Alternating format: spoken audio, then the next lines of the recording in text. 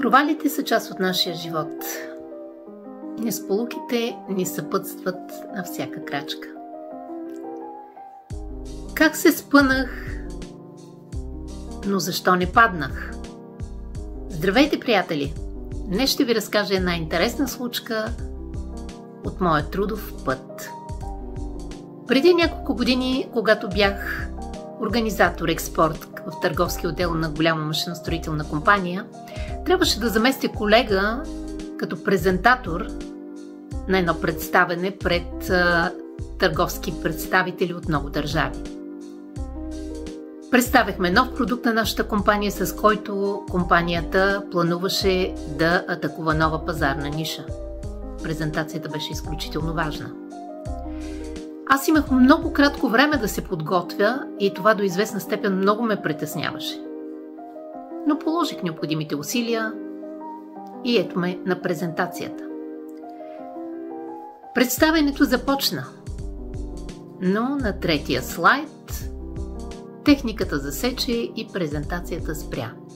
Опитах се с няколко действия да я върна, да я рестартирам, да започна отново, но със всеки опит, втори, трети, четвърти, минаваха минутките, а това не се случваше.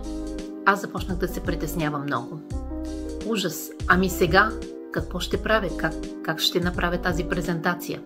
Това ми е за пръв път, на всичкото отгоре и на чужд език. Тогава се обърнах към залата. Така беше разположен компютъра, че бях с гръб към залата. Обърнах се към залата, погледнах присъстващите с изключителен страх, а те започнаха да ми ръкопляскат. Сякаш някаква светлина ми огря. Като че ли някаква невидима, изключително голяма сила се влява в мен. И аз си казах: продължавам. Благодарих и започнах да говоря. Всичко онова, което преди няколко минути имах чувството, че беше се изпарило от главата ми, всички знания, цялата информация, която исках да представя, се върна отново на мястото. Представих темата, за която беше презентацията, а презентацията имаше изключително голям успех.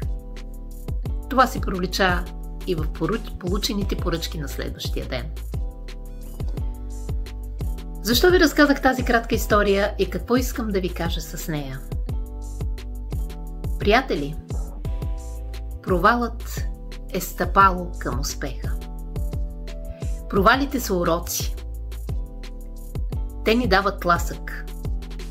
Те ни показват, че трябва да продължим напред. Те идват, за да ни направят по-силни. Затова не се страхувайте.